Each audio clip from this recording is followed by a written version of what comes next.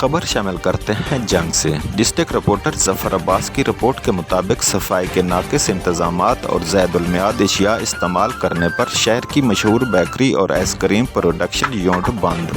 تفصیلات کے مطابق D G Punjab food authority Raja Jahangir Anwar کی ہدایت پر پنجاب فوڈ اتھارٹی جنگ کی فوڈ سیفٹی ٹیموں نے ایڈیشنل ڈائریکٹر آپریشنز فیصل آباد اور ڈپٹی ڈائریکٹر آپریشنز کی سربراہی میں کارروائی کرتے ہوئے شہر کی مشہور بیکری اور آئس کریم پروڈکشن یونٹ کو اصلاحات تک بند کر دیا۔